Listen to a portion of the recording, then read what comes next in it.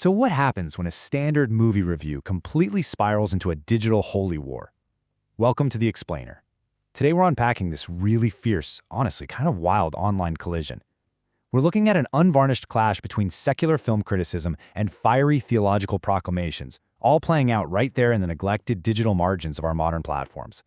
It's this fascinating space where pop culture directly collides with profound spiritual anxiety.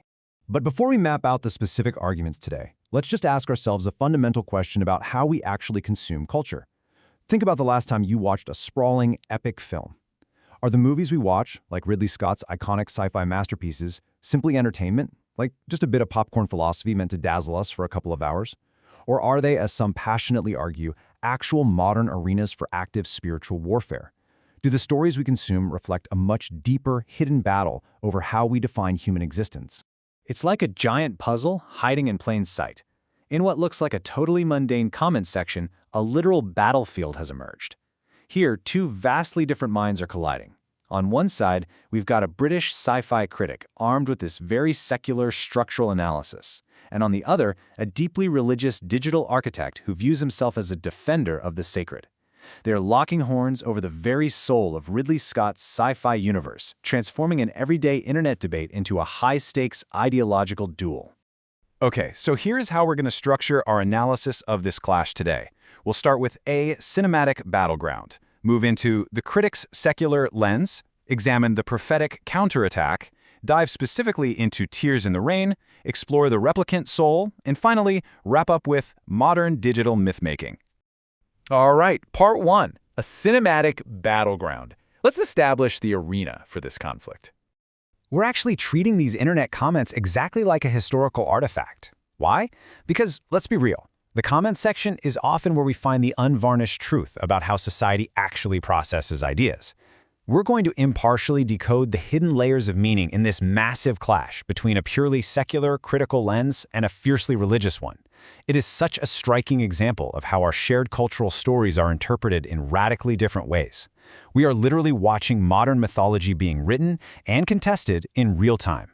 Moving on to Section 2, the critic's secular lens. Let's look at the secular thesis driven by British sci-fi critic Damien Walter.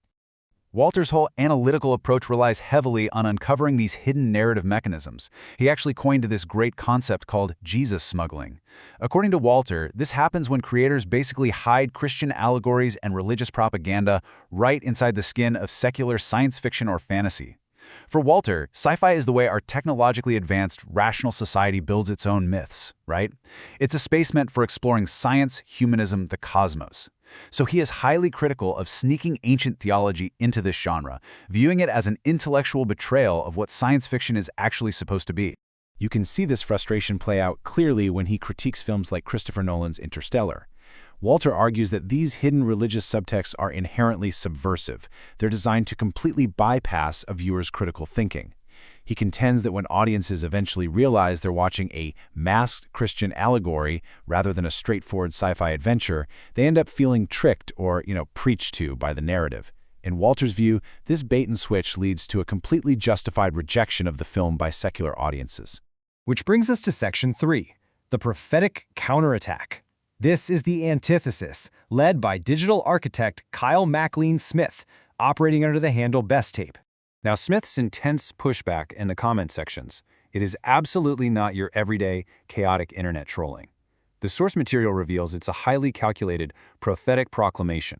Smith is treating Walter's secular film critique as a literal, actual spiritual attack.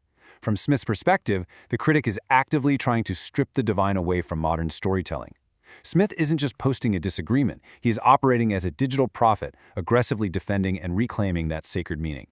Let's actually slow down for a second and really unpack this fiery, uncompromising language Smith uses. This is language historically associated with biblical prophets. When he throws out a phrase like apostate crown MI6 heart, he is mounting a serious adversarial denunciation of state-sanctioned secularism.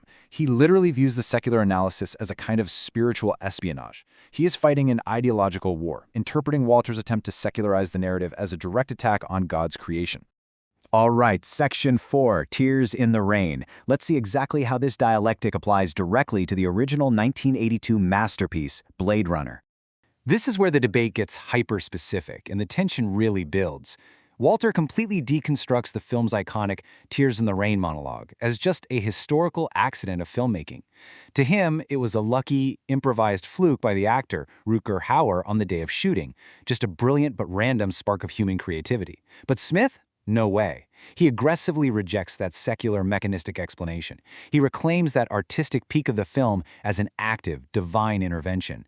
To Smith, this wasn't a lucky script change. It was a literal manifestation of the Holy Spirit on a film set, caught permanently on celluloid. Things escalate even further in Section 5, The Replicant's Soul, as we move into Denis Villeneuve's sequel, Blade Runner 2049. So Walter focuses heavily on the cold, secular science of the story here. He emphasizes that the character Deckard is a synthetic being with manufactured memories, basically stripping away his humanity. In Walter's secular reality, Deckard is essentially just data and programming. But Smith pushes back with some explosive theological force. He argues that the storyline in 2049, where a replicant successfully gives birth naturally, isn't just a clever sci-fi plot twist. He calls it an immaculate conception. For Smith, this miraculous birth is undeniable proof that these synthetic creations possess a literal soul. And this is the absolute climax of Smith's argument. He firmly draws a line in the sand with this quote. He says that attempting to strip the divine soul from these characters, like Walter's critique does by reducing them to machines, is not just some alternate film theory. To Smith, calling Deckard purely synthetic is active blasphemy. It is, quote, anti-Christian defiling. He's guarding the spiritual integrity of the narrative, framing this debate not as film criticism, but as a battle for the very soul of art. Which leads us to our final section, modern digital myth-making.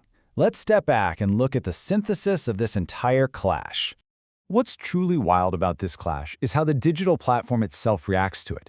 To the automated algorithms of a site like YouTube or Reddit, this highly literate, combative, prophetic counter-manifesto, it just looks like erratic behavior. Automated systems just map human passion to sterile guidelines. The tragedy here is watching a digital system entirely fail to parse the spiritual urgency of the text, completely blind to the profound human searching happening right within its code. When moderation algorithms encounter Smith's intense religious rhetoric, they process it purely mechanically. A profound, centuries-old style of theological debate gets flagged merely as topic derailment just because it brings religion into a movie review. When he uses harsh prophetic language meant to awaken the reader, the cold secular code just flags it as abusive language. The platform completely misses the adversarial denunciation and the attempt to reveal the sacred happening right below the surface, flattening this profound human myth-making into simple spam. So, this leaves us with a really profound question to walk away with. If our modern digital systems are just mechanically filtering out passionate theological perspectives as mere guideline violations, are they quietly erasing the spiritual depth of our shared stories? As we debate the souls of replicants and the nature of divine inspiration in a random comment section, we really have to wonder, have the algorithms governing our conversations become the ultimate secular filter for the modern human soul?